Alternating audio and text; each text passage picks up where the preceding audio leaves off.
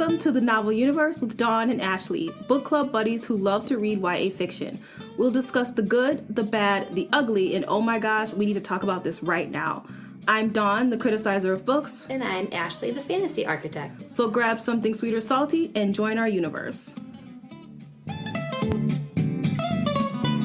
Hey everybody, and welcome to the Novel Universe. We are going to be discussing A Song of Wraiths and Ruin by Roseanna A. Brown. This is a debut novel, and we're super excited to talk about it today. Yeah. All right. Summary. You want me to do the summary? Sure, you can do one. All right, because I'm just going to say some stuff. I'm not going to read it. Or should I read it? Oh, no. You could do whichever. I was like, I could read it as well if you would like. The summary is super long and super detailed. I'm really glad I read the summary after I read the book, because I was like, oh, this is full of spoilers. 100%. It's terrible how much there's spoilers in this. So if you are listening to this podcast and you haven't read the book because you're listening to see if you should read the book, don't read the summary because it's going to be full of spoilers. So, all right. I'm going to summarize the summary. Okay, so this is about Karina and Malik. And from what I gather, I do not know the story of Aladdin, but apparently it's kind of a Aladdin if they had to kill each other, apparently. So just think about that. But Karina is the crown princess of Zaran, and Malik is a lower member of the community. He's an Eshron, and they are like the lowest on the totem pole. His sister gets taken, and the only way to get him back is to kill the princess. Meanwhile, the princess has to kill a lover to do something that I'm not going to say because it's kind of spoilery. They have to meet each other and kill each other to get something, pretty much what the story's about. Oh, yeah. All right. So what'd you give it? Okay, so I gave it a 4. Okay. I would not, I wouldn't give it a 5, and I will explain like a couple things as to why I wouldn't give it a 5, like for me personally, but I think I would say a solid 4. I enjoyed listening to the audio more than reading it. I think if I would have read this book, I probably might have been a lower rating. Okay. I listened to it as well, and I actually I also had the book, and I had to kind of go back to the book because it was a little confusing for me. So I don't think either one would make or break the book. But yeah. Okay. So I think this is the first podcast where we disagree. So this is going to be a great debate because I'm technically giving this book a 2, but I would really give it a 1.5. I literally enjoyed nothing about this book. And I feel bad because we are recording this. It is June 2020. We are in the middle of basically a second civil rights movement. And one of the things that is happening is pushing Black people in all professional capacity. And that includes the book community. And I feel really bad. I am Black, by the way. Dawn, I'm Black. I feel really bad about giving a Black author a lower rating because I don't know, I feel bad about that, but at the same time I can't give a high rating to a book that I didn't enjoy. So instead I'm going to recommend 4 books by Black people that I did enjoy and to kind of like make up for the fact that I'm about to shit all over this book. Sorry. So I will recommend Not So Pure and Simple by Lamar Giles, Slay by Brittany Brittany Murphy. That is not her name. Brittany Morris. Felix Ever After by Kaysen Callender, and Black Girl Unlimited by Echo Brown. So those are books that I would recommend. They are own voices. They are written by Black authors. All right. Let's get into our dislikes. Wow. Yeah. Didn't realize that you were not going to like this. I hated every second of this book. Oh, no, Dawn. I really did. Well, I think I'll start first with my first dislike. There was a lot of weird pacing. That's probably like my biggest critique, is because the first half of the book, I was like, oh Lord, what is happening? Why is, it's just very slow, and then it's very quick in some areas. And then the last like 5 to 6 chapters are like boom, boom, boom, boom, boom, boom, boom. And all of these things are happening. There's all these plot twists and like backstabbing and all this other stuff going on. And you're like, what just happened? And like this whole plot, like there was issues with the plot, I think. And that's why the pacing was off, is because we were supposed to have this focus on this competition, right? Where all of these competitors are coming in and they're fighting for the right to win the princess's hand in marriage. And then whoever wins, it's like their God is who they then are served, or who then serves them for the next however 50 years or whatever it is. And I don't know. There was like some weird pacing going on with that, and I was not a huge fan, because I was like, I thought this was a competition. Is it not a competition? Are we trying to save a sister? I don't understand. What's going on? And that right there is my major dislike. That right there. So in my opinion, this book suffers from doing too much itis. This author needed a better editor to tell her, you need to keep your plot simple, because there was like the Eshron were being discriminated against. The grandma was up to some shenanigans. There's the Solstatia. I'm probably saying that wrong, which is the trial that Ashley was talking about, where they had to compete. And there's that too, because the Solsta, whatever God wins, that's the God they worship. And then there is a trial and a bunch of riddles. And then there's a nameless king. And then there's magic stealing. And then there's a reluctant queen. And then she has mommy issues. And then, there's like dead relatives, and they're suspicious about how they died, and we got to kill the princess, save my sister, and then we have secret caves, and Malik has magic, and it's like so much stuff. I literally finished this book Wednesday, and I cannot tell you anything that happened, because there's so much going on. I didn't know what to focus on. She needed to just pick a couple things and develop her characters, and it was way too much, and it made me not care about the world. I gave up. I had to like stop listening to it, and I had to go back and read it, because the vocabulary was different. So I had to look at the word on the page so that I can remember it if I heard it again, which is, that's fine. But when there's so many of these words, then it becomes a problem. And I couldn't keep up with her world. And there were some aspects of it that were really cool, which is unfortunate because it was drowned out by all this other stuff. So. Yeah, no, I might have to lower my ratings now that I'm like rethinking about it. I was like, oh yeah, that's right. Yeah. I think I totally agree with you, because those were just such big issues for me that I was like, okay, I don't know why I'm still drawn into this. That's why I said, like, if I wouldn't have been listening to it, I probably would have been like, this is taking me forever Yeah. and ever. And then my second biggest issue with the book, I was upset about the tasks that were set for the competitors, right? So they are at Solstasia, and, there's a person chosen from each, like, magical god undercovering or whatever. I don't know how else to explain it, but like, they're all separated into these groups, like where they are born, like whatever day they're born on, that's the god that they worship or whatever it is. Girl, I don't know. I told you, I forgot. Oh, so I looked it all up because I was like, I have to, like, there was so much like Western African, like, mythology, culture, or whatever stuff like in this. I was like, ooh, okay.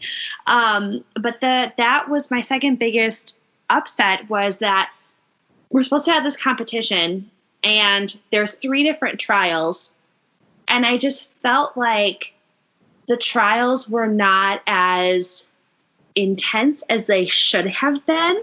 Like the first trial they go on is they had to like find these masks or whatever it was.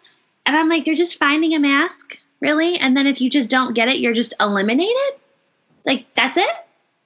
It was just, I don't know. I was not happy with the actual competition. And obviously that was not the overall plot of the story, was not this competition. It was all these other issues and people struggling with X, Y, and Z and doing this and doing that. Like there was so much content that there wasn't a clear storyline for that. And I was really excited about the competition, and that was just very poo-poo in the background. Yeah. Yeah. The story is very contrived, and I figured that out really quickly because I felt like the author was just putting a bunch of stuff. It was just a bunch of stuff, and there was not a lot of cohesion with the stuff. And that was the big problem. So we have this trial that just comes out of, it doesn't come out of nowhere. He feels like he has to win the trial to get close to her. Okay, I get that. But the trial didn't really contribute anything to the story other than creating some kind of forced conflict and then us feeling sympathetic to another guy. And it just didn't, it was all just contrived. It was all just a bunch of little stuff added in there to make the story move along, but it felt forced and just no cohesion. So we didn't need a trial. She could have found another way to get him close to her to kill her. They could have had, what's it called? What'd you call it? What's it called? Stasia? Solstasia. They could have had Solstasia and just had a big festival, and maybe they met at the festival or something. Maybe it was a masquerade, and he had a mask on. She didn't need to do all of this extra stuff to get her story out there, and it killed the story. So yeah, I did not like any of the characters. Sometimes when I read a story that's really convoluted like this one, the saving grace is the characters. But Karina, there was nothing special about her at all. She and the big thing about her that killed me was that she's like really, she doesn't want to be queen. She's a reluctant queen, and she doesn't really pay attention to her studies. She just goes and runs off to town and plays her music. And then when her mom dies, which is not a spoiler, by the way, because it's in the summary, when her mom dies and she has to be queen, I'm supposed to buy that this girl, A, is going to be a great queen when she wasn't paying attention. She didn't really care. And B, when she was put into the situation, she figured out that politics real quick. And I'm like, but you just go around, play your musical instrument. You really don't care about the politics, but all of a sudden you are a mastermind politician? I don't think so. Mm-hmm. No. So I didn't like her at all. Yeah, I think I struggled with Malik. It just very, very much. So like Karina, to me, she was like your average spoiled princess, right? Like she doesn't want to rule. She was never supposed to rule. It was supposed to be her sister. Well, she died a long time ago. Too bad. Yeah, something happens to her sister. So now it's like she's got to pull her bootstraps up, and guess what? You're the next heir. Oh, and by the way, there's all this other crap going on that you have no idea about. So I didn't like that because yes, she was a spoiled princess that was out she just wanted to play her music and she was trying to save up money to leave and whatever. But I didn't like the fact that when all of a sudden it was her turn to rule, it was like, all right, girl, like you aren't ready, but somehow you just overnight are just embedded with all of this knowledge. So I completely agree with you there. Like she doesn't know how to rule properly. And yet she's put into that situation. And Malik, because he was too timid, like just because we're supposed to see him as this like super empathetic, like dreamer person, right? Like he is struggling with anxiety and with depression. And like when he has his panic attacks, it brings on these hallucinations.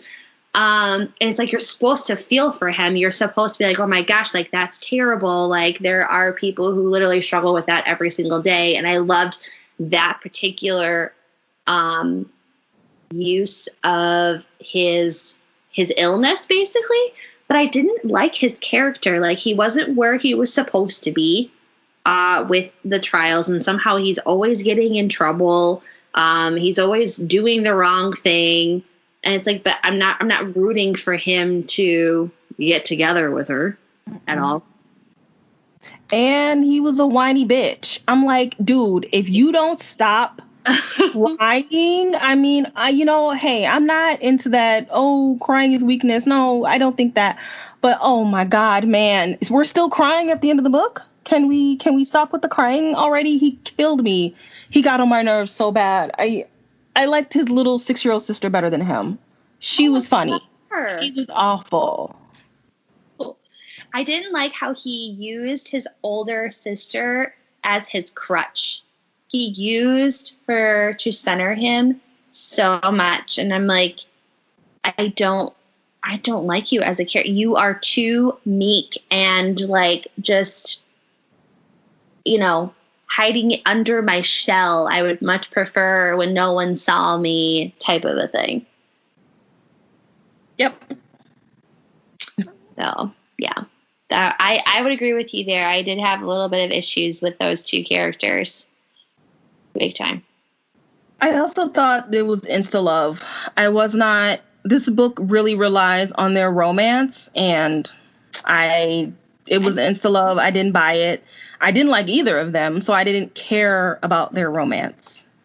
Yeah, I know it's supposed to be a slow burn romance, this like enemy to lovers thing. Oh yeah, I looked this up because I was like, are they supposed to like be in love? Are they not supposed to be in love?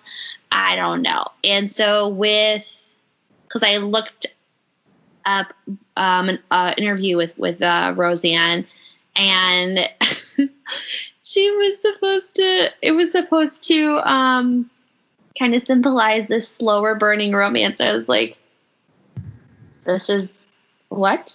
Mm-mm. You even classify this as a romance? Or would you classify this as like there are two individuals with two opposite goals and they're both trying to kill each other? Mm-hmm. So they're going to use each other however they need to use each other. Yeah. It's not a romance. No. Mm-hmm. And we'll get to that in the spoiler because there's something that happens that you're like, mm-hmm. So you love them. Okay. I didn't like that I didn't have a map. I definitely just had to look up a map to like visualize where all of these things were. The world was very info dumped. I feel like there's so many little like side trails with the imagery and setting up the scene and all this other stuff, and I'm like, where are we? Like, I don't get where all of these people are coming together. Are they separated by a large body of water? Are they all in the same continent? Is it separated by things? I don't understand. Like, and from the actual picture, when I looked it up, it is definitely separated, it's definitely all in one land. Like, Zaran is over here, the Debija, whatever, is like right below that. And then a bunch of, they're just the Kisimoki, the Tiz, all these other places that aren't even talked about. The Eshron Mountains are like way over on this side. Yeah. It was lots of info dumping, and because she made her world so big, she had no choice but to info dump it, but she should not have made her world that big. It's too big. Keep it simple and then use other devices to expand it. I didn't even care about a map because I had given up by less than midway through. I had resigned to the fact that I wasn't going to understand this world. Because once I would read something and I thought I understood, something else would happen, and then I'll be like, wait, who's this guy again? Oh, I gave up. What was another one of your dislikes? I'm gonna get to it more in the spoiler edition, but I felt like, well, A, the book was formulaic because I knew who the baddie was immediately, and B, Karina's motive was not good. I felt like Malik's motive to kill her was he needs to get his sister back. Okay. But her motive was terrible. It was terrible. So I'll talk about that more in the spoiler section. But I think the last thing I put was there was a lot of telling and no showing. There was a lot of telling, especially Malik and how the Eshron were discriminated against, and it was just him talking about how he got bullied all the time. We didn't really see it. I need to feel how you feel about being an Eshron. I don't want you to keep telling me because I'm not going to connect with you and your plight. So that was a problem. I also felt like his magic was a Deus Ex Machina. I didn't think it was weaved into the story well at all. It was just another thing. I didn't like that. I had to reread like 3 times what happened when he was a kid because I wasn't understanding what was happening. So yeah, that's all the dislikes I had. Yeah, I didn't like anything about it. I literally didn't. I only liked one thing, and I'll get to that in our like section, but that's it. I didn't like anything about this book.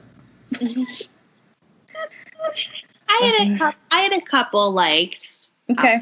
Because I gave it a higher rating. But I really did. My first one that is probably, I don't know if this is the same as what you thought as well, but I really liked the fact that there was so much time and love poured into the African folklore. Okay. Like, she really put a lot of thought and headache for all of this stuff going on. So, like, I applaud her for trying to give us this super West African folklore-y tale, because at the beginning of the book, I felt like I was listening to a story, like a story you would listen to around a campfire. Okay, so like when Malik and his sisters are trying to get into Ziran, they like stop at this storyteller woman, and she's telling the tale of the gods and how so Stasia came to be and all this other stuff. And so like I really did feel like, even though it was super info dumpy, it did have a flow of like, I'm sitting around listening to a campfire folklore story. And then all this other stuff happened, which is what we talked about in the dislikes section. But that particular section, I really did enjoy that part, even though it was slow. And I was like, okay, come on, let's get to the story. But yeah. Okay. Since Children of Blood and Bone, there have been a lot of fantasy surrounding like West African like folklore. And so I've read that before. So that wasn't new to me. I read this type of folklore at least 5 times in different stories. So I was just like, yeah, well, like if you're going to do that and set your story in like Western Africa or whatever, like you have to bring something a little bit different. I mean, there's nothing wrong with using the same plot because stories do it over and over and over again, but you have to set yours apart. You got to do something a little bit different. I mean, even down to her silver hair. The girl in Children of Blood and Bone had silver hair. Like you gotta, come on. You gotta do something a little bit different. It just, yeah. So fortunately, I can't agree with that one. That's okay. Yeah. The only like I had was I liked the concept. Like, I like that we have this kid who has lost everything. In order to get his sister back, he has to kill the princess, who, of course, inevitably he's going to fall in love with, and at the same time, she has to kill him. I thought that was interesting, but the execution was flawed, really flawed. So that's the only thing I liked, was the idea. Yeah, I mean, I would agree with you there. I think I put in my notes, loved the backstabbing. Yep, literally, word for word, loved the backstabbing. Between the both of them, I really enjoyed that. And then there were a couple other backstabbing moments with some secondary characters that we can discuss in the spoiler section that I was like, oh, okay, that's happening. Okay. So yeah, I definitely, I did like that because I wasn't ready for it. I didn't pick up on it. And that probably was because I was trying to focus on all of this folklore going on. So I didn't see like all those underlying tones of who was actually the villain in the story. Oh, okay. Yeah. So my next big like that I had was there was some real life struggles in this book, meaning with Malik in particular, because he struggles with anxiety and destructive low self-esteem and all of that stuff. I liked the fact that Roseanna Brown actually struggles with that itself from her own personal life experiences. And so the way that like Malik's panic attacks and his anxiety and all of that and how it is focused on within the book, it was nice to see that the reason why it was in there was because the author had also struggled with that from her own personal experiences. And she quotes that she's hoping that anyone who's ever been in this situation before, where they've had to choose between their own mental well-being and the greater good / needs of other people around them, will see themselves in Malik. So when I looked that up, I was like, oh, I can actually agree with that, because I felt sorry for him in some areas. Now, did I like that he was very timid? No. But when he was having those actual attacks where he would have to like tell himself to stay here, to stay present, to stay like sane or whatever, he had this like mantra that he repeated to himself. That to me was like, I could physically see myself in a situation of having a panic attack and being like, okay, just take a deep breath. And what you're seeing is not real. Like, you're hallucinating. You are here to stay in your body, stay present. Don't float off into nothing. Like, just stay right here, type of a thing. So I really did like that part in particular. And I liked the fact that the author was trying to relate herself into one of her characters for other people to see that they're not struggling alone if they were struggling. Mm-hmm. That's my last like that I have. Yeah. My only critique with that is, like, I totally missed that. I knew that he had some anxiety, but I didn't notice that it was, like, crippling for him. And I think it's because there was so much other stuff going on. I didn't know what to focus on, and so I chose to not focus on that. Once again, she needs an editor. Like, Leigh Bardugo puts her physical afflictions in her books all the time. And the one thing you remember about Kaz is his cane, and he doesn't like to touch people. Like, we remember that specifically about him because that was a part of him in the story. Even though there was other things going on, it didn't get drowned out. So I felt like all of the anxiety with Malik was just drowned out by all the other stuff. She just needs an editor. She has a good idea. Her writing style isn't terrible, but she needs an editor. She needs someone to be like, girl, you need to cut this out and this out and this out and focus. I feel like that's a big issue with debuts. They want to put so much in their books. They're so excited. They want to tell this great story, and they don't know how to edit. All right. So that's all your likes? Those are all of my likes, so I think we can move on to our spoiler edition. All right. Well, thank you for joining us. If you are going to leave for the so you don't have to hear the spoiler edition, our next podcast, we now podcast every other week. And our next book is Bared to You by Sylvia Day. And we have decided to try modern erotica. I think last time it was more historical, I don't know that genre, historical fiction. Erotica.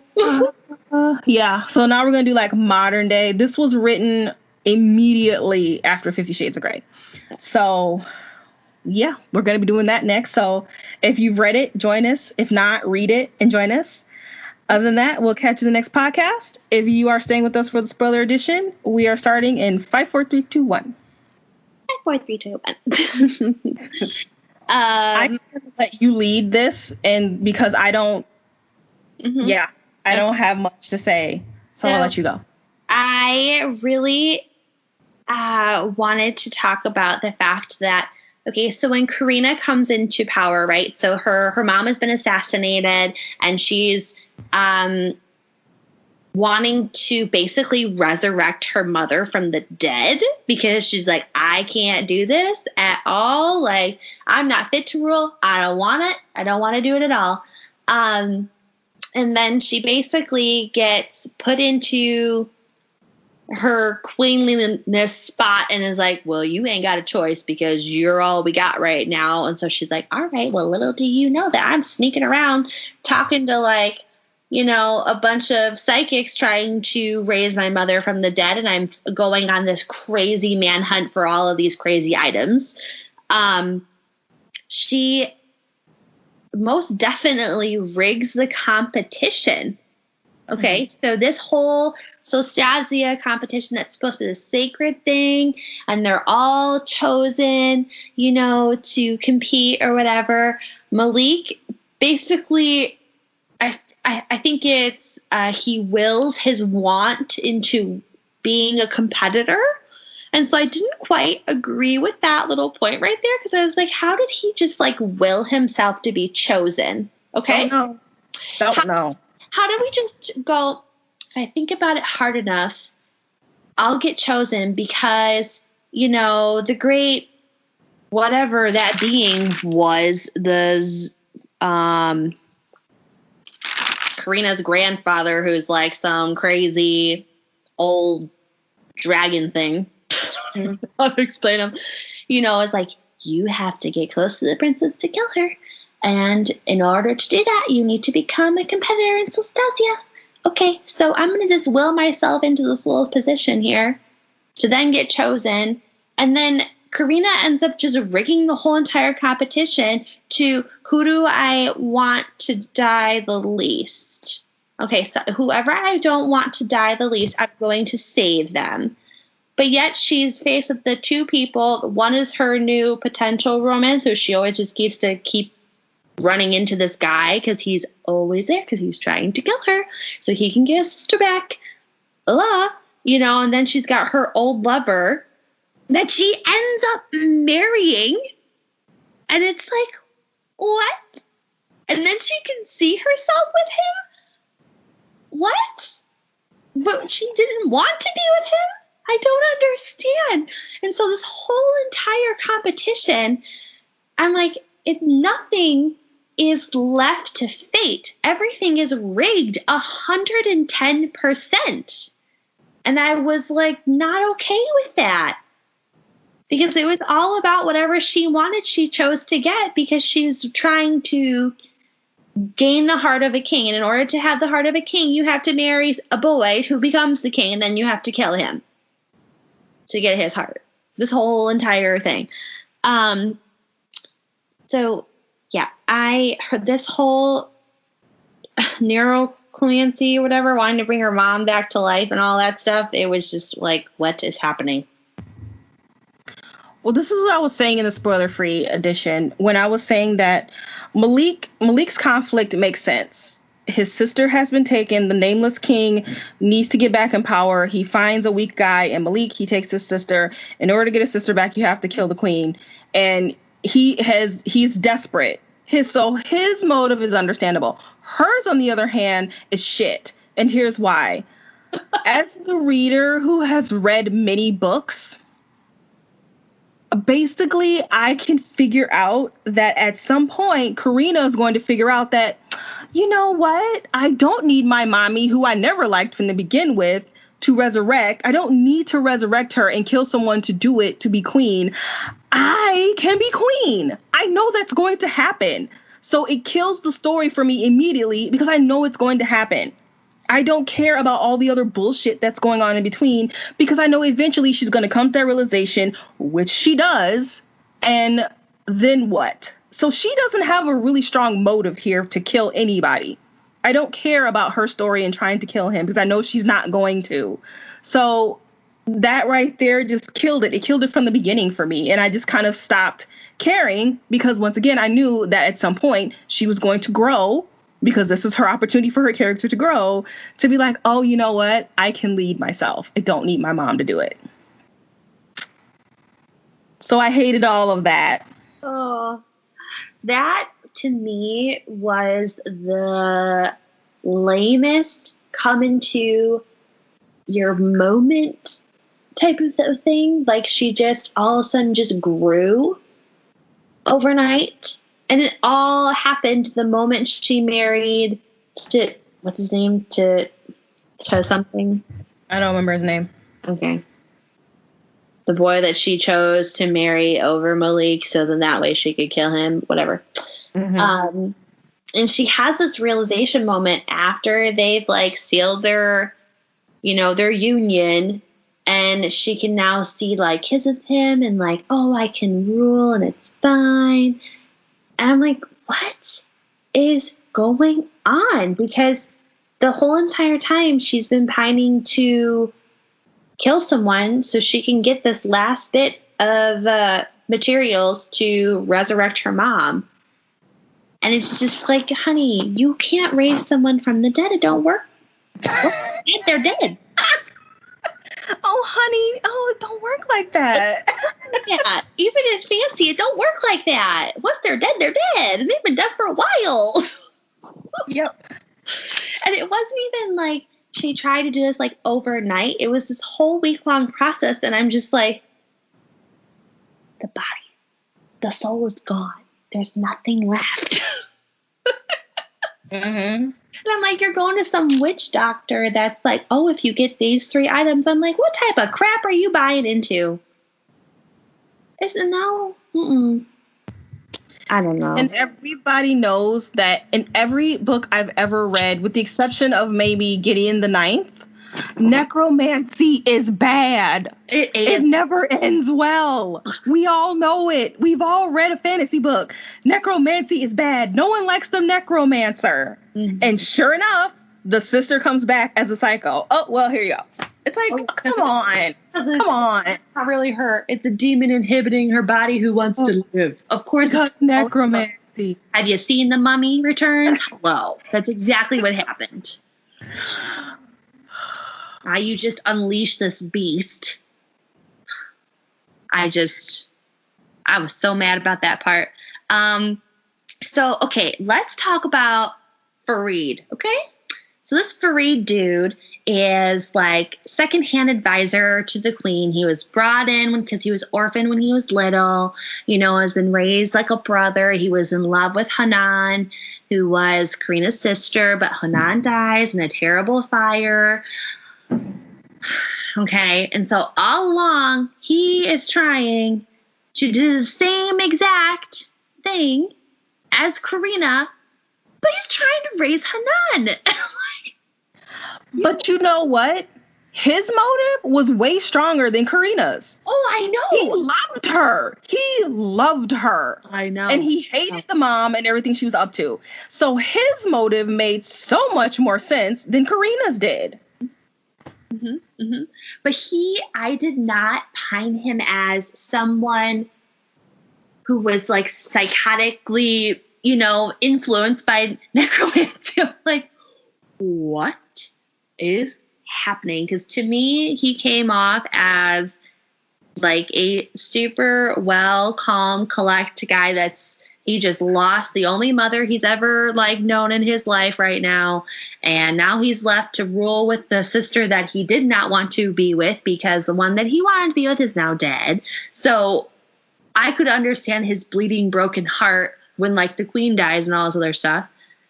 And then when he turns on her, I'm like, what? I saw that coming. When he opened his mouth, I was like, oh, well, he's the baddie. It's always the unsuspecting one. And all those okie dokes that Roseanne was trying to pull with that other counselor. I was like, that's bullshit. I know it's Fareed. Just get to it. It's so obvious. Oh, no, I missed it 100%. I thought it was her servant girl. Oh, I saw that one too when she tried to. Once again, Roseanne tried to pull the okie doke. I was like, no, she's not a baddie. She's gonna do a double, triple agent. I saw that coming too. No, I thought it was her 100%, and I was like, what? And I think I just wrote off Fareed. Like, that was my bad. I think I just like wrote him off and was like, okay, you're just trying to keep your head in your position. You're going to do whatever you can to make that work and yada, yada, yada. And then when I saw, I was like, oh. So for me, I guess that particular plot twist, I was taken by surprise. And I think that's why I gave it, the rating that I did was because of that. I didn't expect that. Yeah.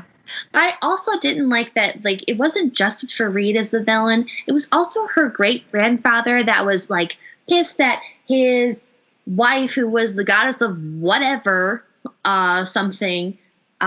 killed their son. So he's been trying to gain vengeance on this line of Karina's family ever since. So they've like blocked off the kingdom so she can't go anywhere, which is like, where did that come from? What do you mean she can't go anywhere? I don't understand.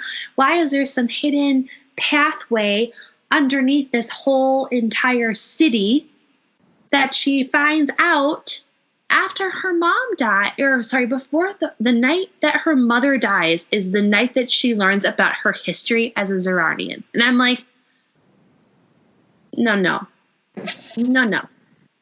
If you were supposed to be the next ruler, okay, and your mom ruled with an iron fist, she was supposed to be this very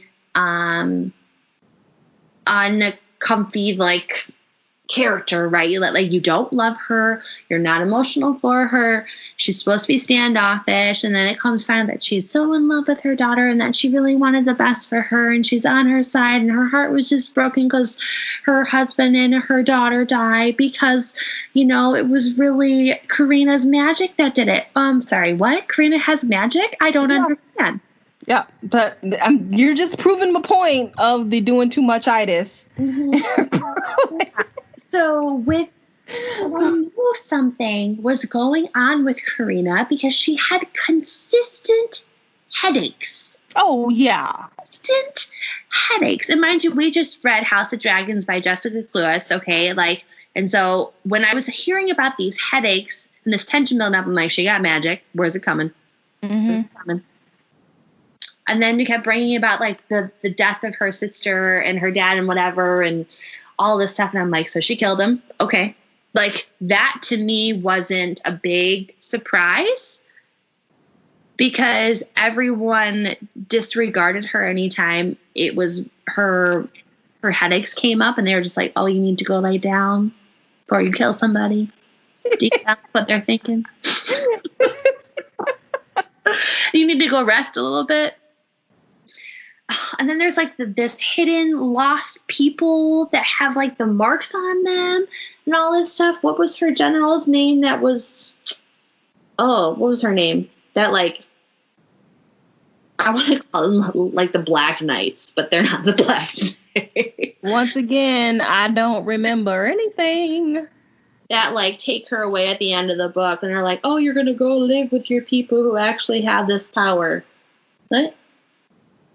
So, what did you think of the hyena woman? Was that the maid? She was the one who told a story at the beginning, and she consistently was intervening with Malik when he was having like breakdowns and I don't know how to win this competition to kill the princess because I have to kill her so I can give or get my sister back, whatever. Do you remember? She was. I remember some of that. I honestly don't have an opinion.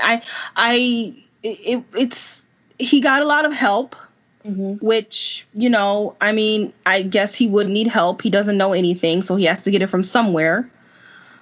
But at the same time, he didn't really do anything on his own. Somebody had to tell him what and how to do almost everything. That gets old after a while. Because as a reader, I'm thinking to myself, once again, I'm supposed to believe that this guy is going to defeat whatever when he has to have everybody tell him what to do. No, you can't set your character up as a weak person and expect the reader to buy in to that he's going to become the hero. So everything about Malik was just, even his little magic, and even when you were talking about the beginning of the spoiler edition, how he just kind of willed himself into the competition. Okay, and now he's probably the most powerful person in this whole world now because, of course, he's the chosen one, of course. Give me a break. His magic was very convenient. It came on conveniently, and I didn't really like it.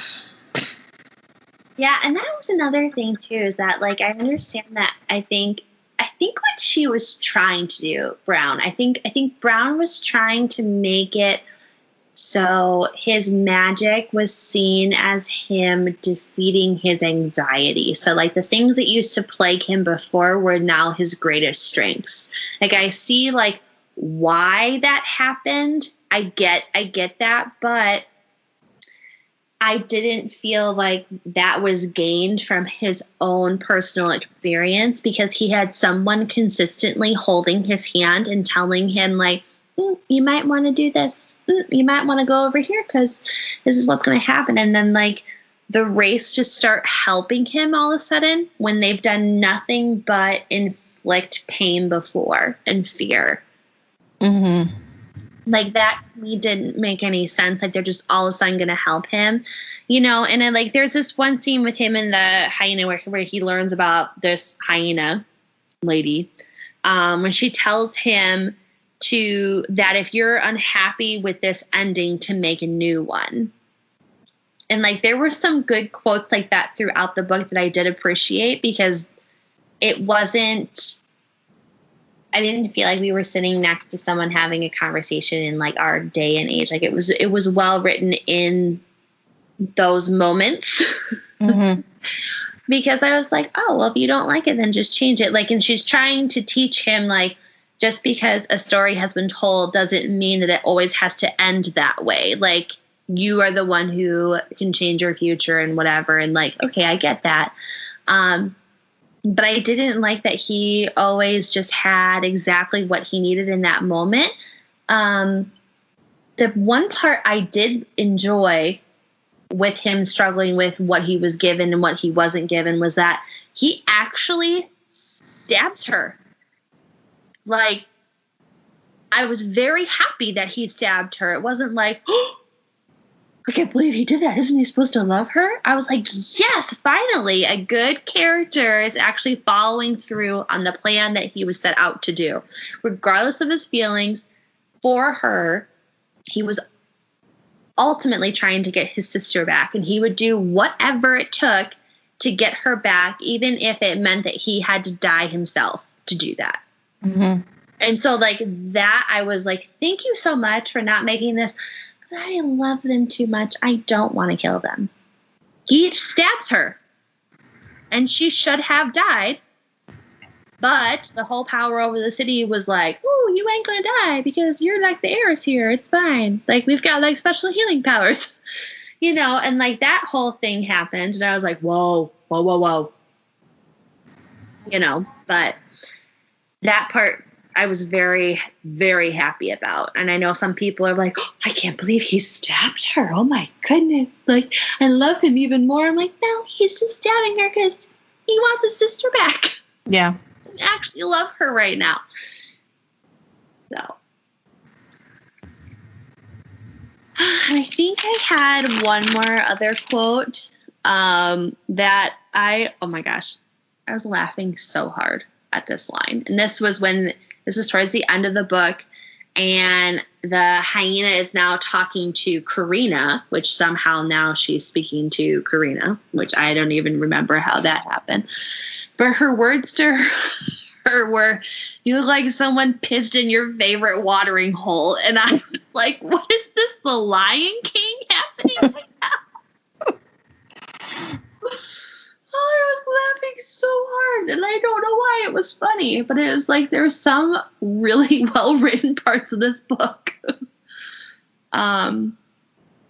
So, I don't know. I think overall, this whole, like, Karina having storm magic wasn't really spoken about, and I was kind of upset about, like, about that. And I want to know what's going to happen next, because it does leave us with, you know, a cliffhanger. Like, they're both going to see each other again soon. It's been told, you know, and it's like, but now, Malik now is siding with Fareed out of nowhere to gain help, because I guess Fareed also has this power of race, you know? And I was like, I'm so unhappy with that, but I was also happy with it because it was not your average ending to a story. Yeah. I was like, what is he thinking? Is he that stupid again? You know? It's like, now I want to read that. For me personally, I know you probably don't want to, but for me personally, I want to read the second one because I want to see, like, well, how dumb are you? Like, you are, you know, Eshron coming into the Zerani, like, country, and, like, you're trying to be escape refugees, and now you're siding with someone who is psychotic, just raised his dead girlfriend from the grave, and guess what? It's not really her. But now you're wanting to battle together? What? I don't get that. He still doesn't have his sister back, though, right? So maybe that's why? Nadia back. He got her back. Because technically, he kills the dragon. Because the dragon, remember, it, like, infests himself into Malik. Oh, yeah. Oh, so that's why Fareed. So maybe it's really the dragon that's siding with Fareed and not Malik. I forgot that Fareed. Yep, because he's not technically dead. He's still in Fareed's body. Yeah. You know, no body, no daddy, as you say. Mm-hmm. Yeah, I mean, overall, I don't know, like as Dawn stated at the beginning of this podcast, there are definitely some better written novels by Black authors. I think if you like this whole tagline of, you know, a Black princess who doesn't give a fuck and a Black boy who gives so many fucks, slow burning enemies to lovers romance with all the backstabbing, sure, go for it. Who wrote that tagline? That's not on the book. It's one lady, Jules, wrote this. Goodreads. I was reading through other people's comments. You know, I always do like an author background check and all this other stuff. You know, so I'm like trying to see if all of this like lines up. And like Brown most definitely hypes up her book as that. Like it's supposed to be this, like main female protagonist is like, I don't care about nobody. I'm doing whatever I want, you know. And like I said, she does write that she wanted to have this as a enemies to lovers slow burn romance novel. Is definitely a slow burn. The almost no burn. It's like this little itty bitty of a flame. If she wants to read a slow burn, she needs to read some Mary E. Pearson books, because those are slow burn enemies to lovers. Yeah. I don't know what this was. Mm-hmm. This is not that. I would agree 100% with that statement because Mary E. Pearson is the queen of a slow burn. Yeah, enemies to lovers, too. 100%. Well, I'm excited to see what you think of Bared to You. Mm-hmm. I'm not going to give you any hints as to how I felt. So, yep. I would love to see your face during some moments as you read it. Because, yep. Yeah. All I'm going to say about that. Yeah, so July is our romance novel month. Mm-hmm. We've deemed it to be. So, what was the one you chose that we're reading that right after? The Bromance Book Club. Bromance Book Club. Okay. By Lisa K. Adams. So, all right. Yeah, that's it. So join us in July because we are going to be doing our romance month. That probably has some really bad romance novels. So if any of you have some good romance erotica novels for us to read that is not anything with Moss or 50 Shades, let us know. Yes. Please let us know. Neither one of us reads romance like that, and we need recommendations badly. Because apparently we don't know how to find good authors. This genre. No. All right. You want to do the outro? I don't even know what it is. I did. So thank you so much for listening to our book review of A Song of Wraiths and Ruins by Roseanna A. Brown. We hope you enjoyed this podcast, and we can't wait to catch up with you in our July podcast in a few weeks. Bye.